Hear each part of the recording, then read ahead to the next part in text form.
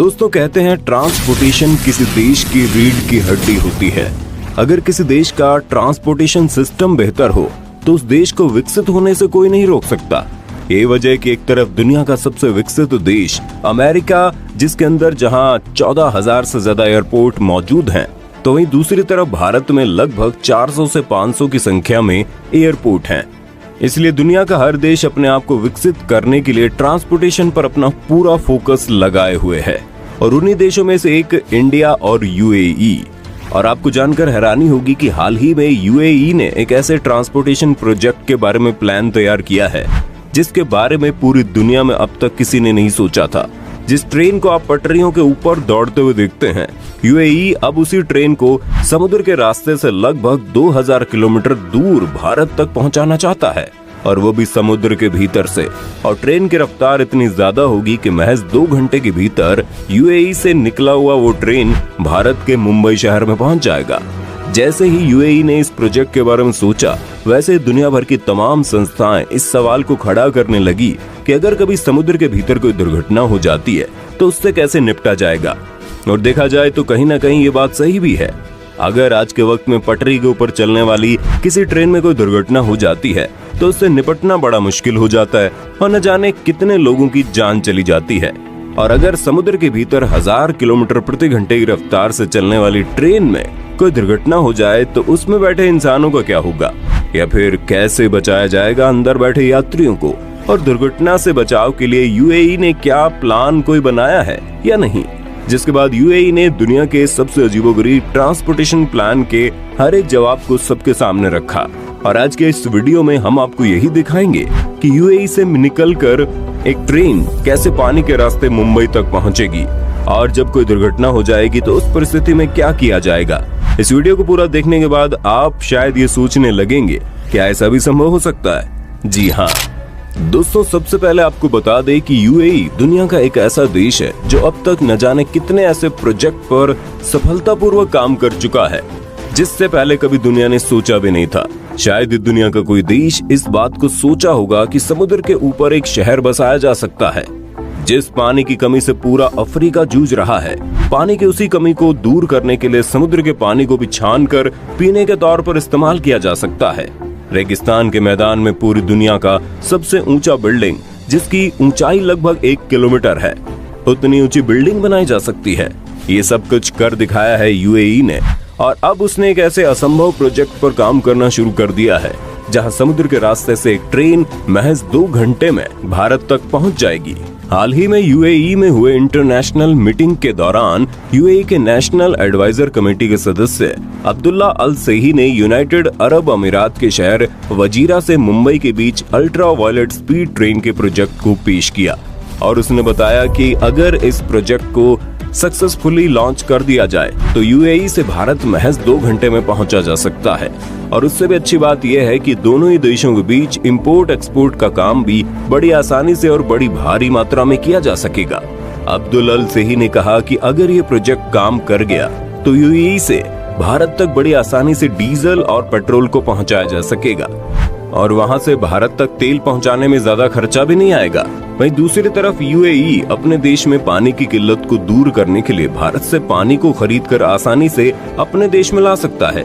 अब यहाँ ध्यान देने वाली बात यह है कि अगर आसानी से वहां से तेल जहां तक भारी मात्रा में पहुंच जाएगा तो भारत में डीजल और पेट्रोल के दाम में भारी गिरावट आएगी, क्योंकि इस वक्त पेट्रोल और डीजल को यूएसए भारत में लाने के लिए बड़े बड़े जहाजों का इस्तेमाल करती है, जिससे बहुत ही ज्यादा खर्चा होता है। लेकिन इस ट्रेन के माध्यम से लाखों लीटर पेट्रोल और डीजल को महज 2 घंटे के भीतर भारत तक पहुंचाया जा सकता है।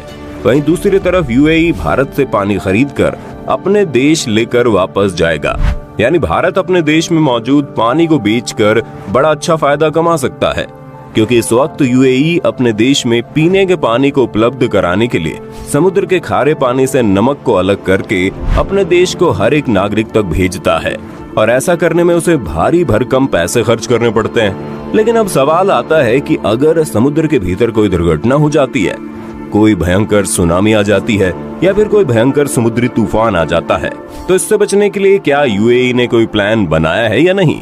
दोस्तों, एक बात तो साफ है कि जब पानी के ऊपर होने वाली दुर्घटना इतनी भयंकर होती है तो अंदाजा लगाया जा सकता है कि पानी के भीतर होने वाली दुर्घटना कितनी खतरनाक होगी। और समुद्र के भीतर दुर्घटना के बाद रेस्क्यू करना भी किसी चैलेंज से कम नहीं होगा।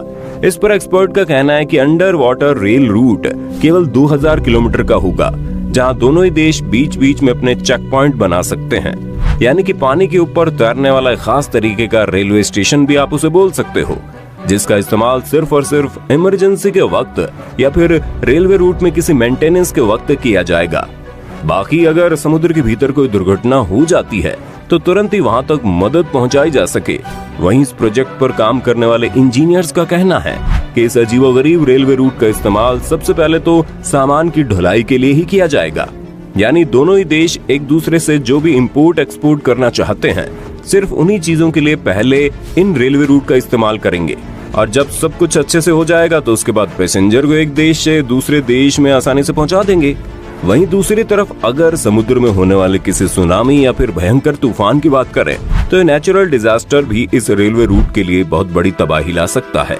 इस पर प्रोजेक्ट डिजाइनर का कहना है कि दोनों ही देशों को रेलवे रूट के आसपास के समुद्री इलाके में एक भारी भरकम और बहुत ही एडवांस क्वालिटी का अलार्म सिस्टम लगाना पड़ेगा, ताकि अगर कोई भविष्य में भूकंप आता है या फिर कोई समुद्री तूफान आने वाला है तो इसकी जानकारी पहले ही रेलवे डिपार्टमेंट तक पहुंचाई जा सके।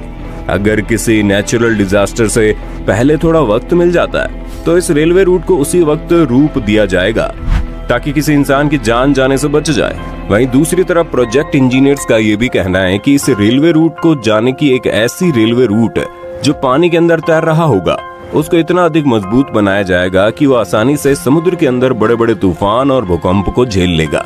खैर, ये बातें सुनने में भले अजीब लग रही हो, लेकिन यूनाइटेड अरब अमीरात एक ऐसा देश है जो किसी भी कल्पना को वास्तविकता में बदलने की ताकत रखता है।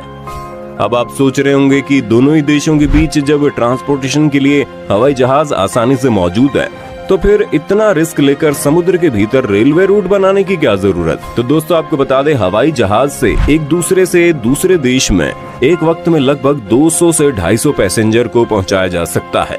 तो वहीं दूसरी तरफ हवाई जहाज से किसी सामान की ढुलाई करना, यानी किसी सामान को एक जगह से दूसरी जगह पहुंचाना बहुत महंगा साबित होता है।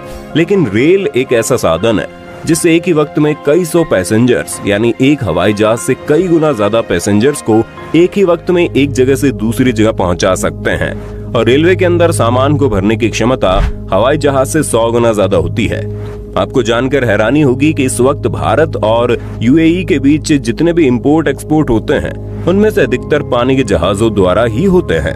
पानी के बड़े बड़े जहाजों की औसत रफ्तार 30 किलोमीटर प्रति घंटा से 40 किलोमीटर प्रति घंटा होती है। ऐसे में किसी सामान को भारत से अरब पहुंचाना या फिर यूएई से भारत तक लाने में कई सप्ताह का वक्त लग जाता है। लेकिन अगर इस प्रोजेक्ट को सफलतापूर्वक तैयार कर लिया जाए तो हजारों टन सामान को महज 2 घंटे के भीतर यूनाइटेड अरब अमीरात से भारत तक लाया जा सकता है और भारत से वहां तक पहुंचाया जा सकता है। आपको जानकर हैरानी होगी, इस रेलवे रूट के द्वारा भारत तक लाने वाले सामान का खर्चा 60% से ज्यादा कम हो जाएगा।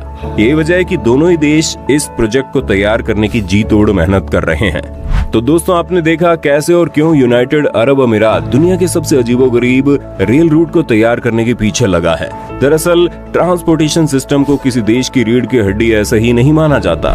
एक देश का ट्रांसपोर्टेशन सिस्टम जितना बेहतरीन होगा वो देश उतना ही ज्यादा विकसित होगा। और ये बात बिल्कुल सच है। यही वजह है कि पूरी दुनिया का जो इस वक्त का सबसे विकसित देश है यानी अमेरिका, वहाँ पर इस वक्त 14,000 से ज्यादा एयरपोर्ट्स मौजूद हैं। लेकिन दूसरी तरफ भारत में 500 से भी कम एयरपोर्ट्स मौजूद हैं। खैर, उम्मीद करते हैं आपको जानकारी अच्छी लगी होगी। आपको क्या लगता है, क्या यूनाइटेड अरब अमीरात अपने इस अजीबोगरीब प्रोजेक्ट को कभी पूरा कर पाएगा? अपनी राय कमेंट में देना। वीडियो अच्छी लगी तो लाइक कीजिए, चैनल को सब्सक्राइब करके बेल आइकन को ऑन करना बिल्कुल मत भूलना।